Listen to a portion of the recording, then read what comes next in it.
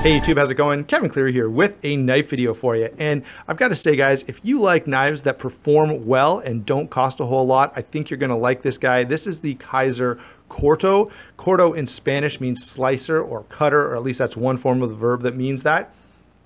And this is a knife that will definitely live up to its name. It's also a nicely built titanium frame lock that you can get your hands on for, between 100 and 120 bucks, which is pretty darn fair as far as I'm concerned. Plus, I find that just about everything that this knife is trying to do, it does it pretty well. So you're not really giving up a lot to save that bit of money that you'd save over most other Kizers that are going to sell, for that $170 to $200 price point. So I think this is a total win and a real sleeper knife, especially for those who like performance and value. So let's go ahead and get into this guy. There are a couple things that I dislike, and probably some of you are watching going, Kevin, that knife should be too small for you. So let's talk about size and weight first of all. This knife is smaller than I normally like to carry, which is which normally I like 8 inches or and above, but this is only 7 5/8. It's a little teeny bit more than 7 5/8, but the blade length here makes up for it at 3.5 inches. And that's one of the big things. The two things really that put me off of smaller knives is how much real estate I have for my hand. Can I get a good solid 4-finger grip? Do I feel confident holding the knife? And do I get 3.5 inches of blade length? And so this is a small knife, but it delivers both of those things, which for me is really, really important.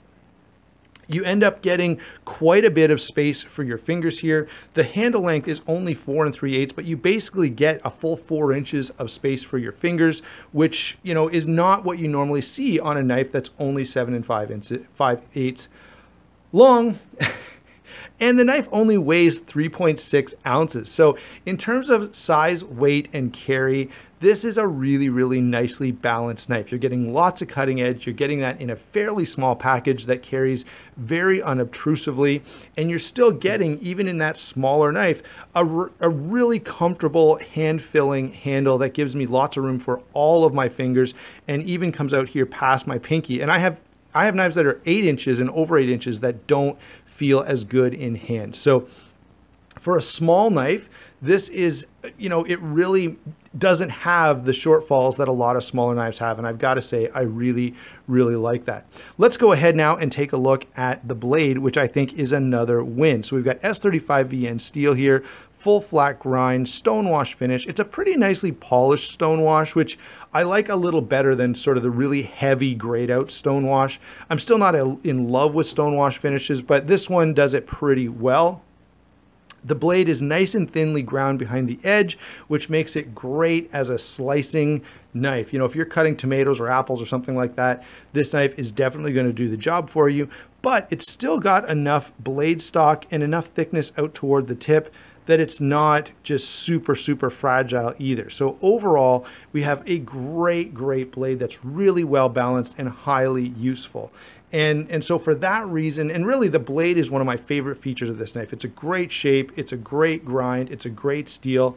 And yeah, I've got to say, I really, really appreciate the way that they've done this blade.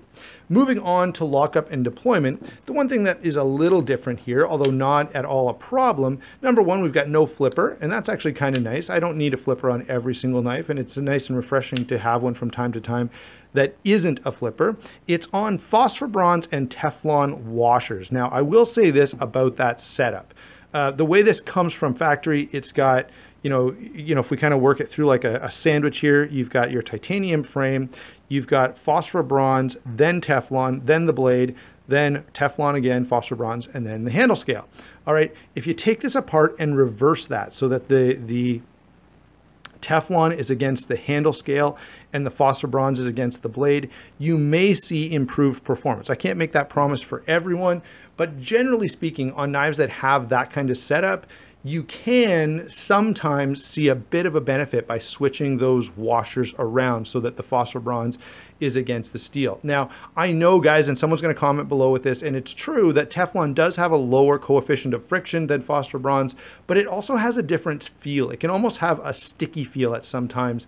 And so because of that, phosphor bronze sometimes just feels a little bit smoother and a little bit cleaner than the Teflon, even though I know there's there's a difference in the friction there that's created. So in terms of deployment, the washer system here works really well. The detent is very dialed in. Okay, you can definitely open this slowly. You can open it quickly. And sometimes I can even spider flick it. I'm not gonna promise that I can. Oh yeah, look at that. I did get it. Now I will say this, I can't always spider flick it. I fail about half the time, okay? But that one time when it's on camera, when it matters, we got it to work. So that's the important thing. So yeah, what do I think of lockup and deployment on this knife? It's really nice. It's a titanium frame lock, typical, you know, what we expect from a modern titanium frame lock, stainless steel lock bar insert, over travel stop. Now this kind of has a double over travel stop because of the inlay also kind of covering that lock bar. It works fine. It's very comfortable. Now this is something I should point out because I do appreciate it. The lock bar here is easy to access. It's very comfortable. And if you're the guy that's going to sit and flick this on the couch for hours while you're watching the football game or something, this is definitely a knife you're going to enjoy. And that overall, it's appreciated when a knife, when its function is just easy and comfortable and not difficult. And so this definitely gets points for that. Okay, so no bearings, no flipper here, but otherwise, I really, really appreciate the action on this knife, and I love the comfort and ease with which it deploys. So total win on that front as well. You see why I like this knife and why I'm surprised that more people aren't talking about it. So next, let's take a look at this handle. It is a titanium frame lock with G10 inlays here. We've got standoff construction, although very minimal, just these two at the back, and then your stop pin up here and your pivot screw. So very minimal construction, single position pocket clip. Now this is one of two color variants. This one has the brown G10, I guess brown and black G10 with blue anodizing. And I think there's one with like black and gray and green anodizing, something like that. They always look a little odd on camera. Now this seems to be capturing it pretty accurately, but I will say there's at least two color variants out there. And the one thing I'm not totally in love with about this knife is this color match. I just, like, it's almost a reddish brown with the blue, and it just doesn't go together that well as far as I'm concerned. I would love to see this in black. And in fact, it's fairly easy to dye G10, and I would really be tempted to pop those scales off and just dye them black. I think it would make the knife look a little bit better.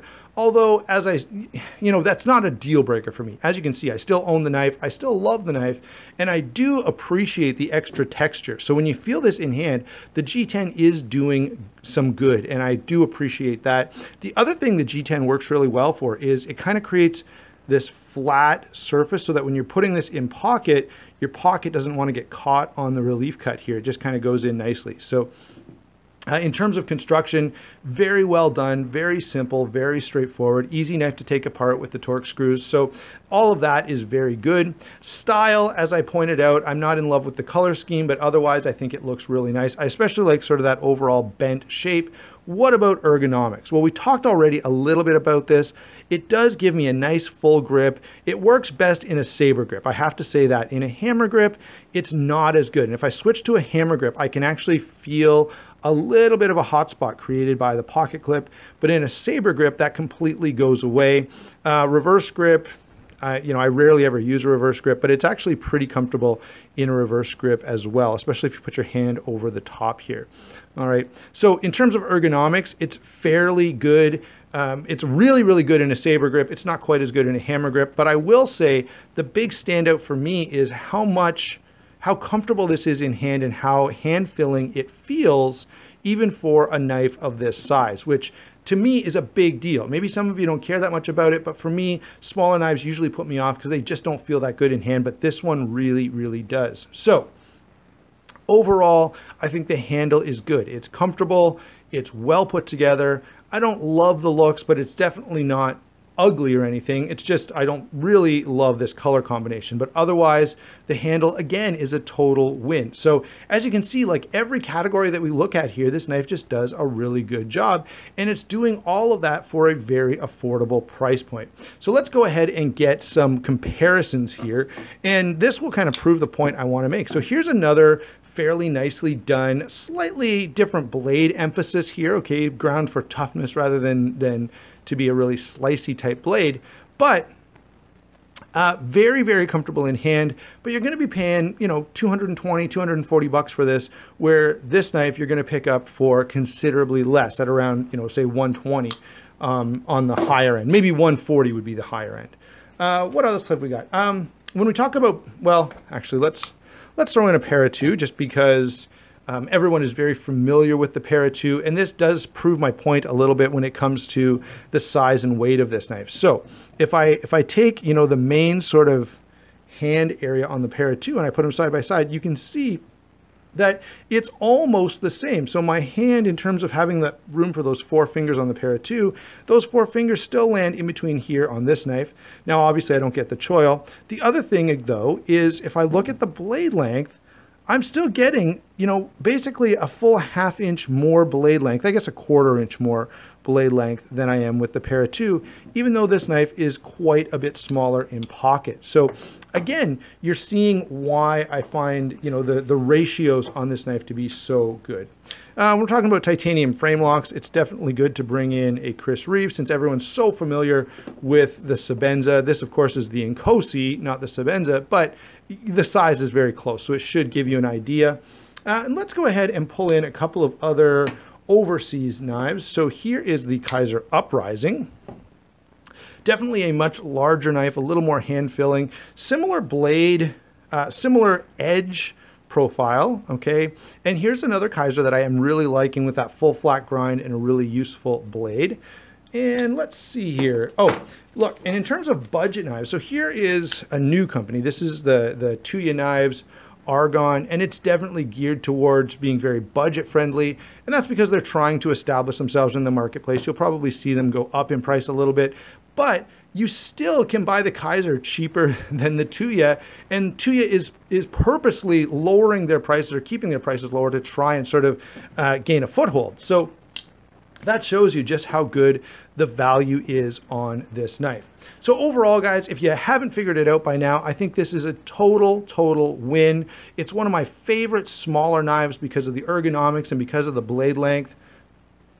It carries so well, it cuts really well, it's affordable, the action is great. There's just a lot to love about this little knife. And for me, this is a little knife. I know it's really more of a pretty middle of the road size, but for me, this is a small knife that I can really appreciate. And so if you're like me and you prefer those larger knives normally, you may want to consider one of these. One, it's not a huge investment, and two, the performance is definitely where we want it to be.